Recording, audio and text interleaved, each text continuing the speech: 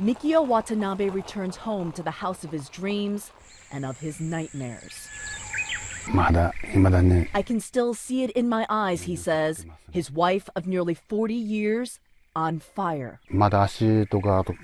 Her legs and this part of her body was still on fire, he says. I tried to put it out. I burned my hands, but her body was already stiff. Hamiko Watanabe had doused herself in kerosene and lit herself on fire, her husband too far away to react in time. The Fukushima nuclear disaster changed everything, says Watanabe. The triple meltdown last year rained radiation down in their home and their community, forcing them into an evacuation center. Their jobs lost. Their home where they'd raised their 3 children only safe for brief visits. The happy and loving grandmother changed. The joyful person Watanabe met in elementary school became unrecognizable in a deep depression. Before her suicide, she begged her husband for one last visit to their land.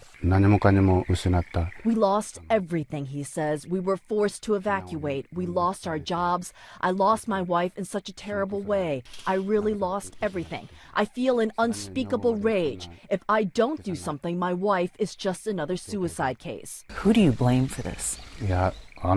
If there was no nuclear accident, we wouldn't have gone through this terrible thing, he says. This is TEPCO's fault. In a landmark case, Watanabe is suing TEPCO, the owner of the crippled plant, blaming the utility for his wife's suicide. Watanabe hopes his lawsuit will push TEPCO and the government to stop treating the nuclear accident like it's a natural disaster. Instead, compensating and treating victims for a man-made accident. TEPCO says in a statement to CNN that it will not comment on lawsuits filed against the company. TEPCO is continuing to clean up the world's worst nuclear disaster in 25 years, working with the government to decontaminate the surrounding communities. It's a massive effort impacting a huge region, 10 times the size of Manhattan Island, with more than 160,000 evacuees.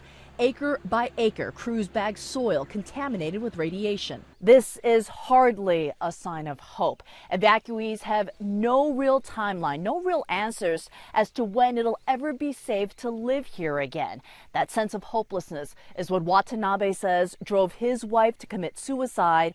He and his attorney believe what happened to her is just the tip of the iceberg. Watanabe's case is very symbolic, says his attorney. All of Fukushima feels the same way. Their despair and their anger that they have no foreseeable future stands behind this case.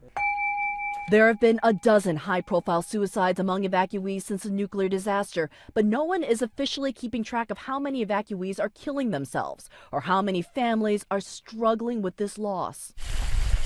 Watanabe continues to visit his home at least twice a week, walking amid memories and filled with regrets.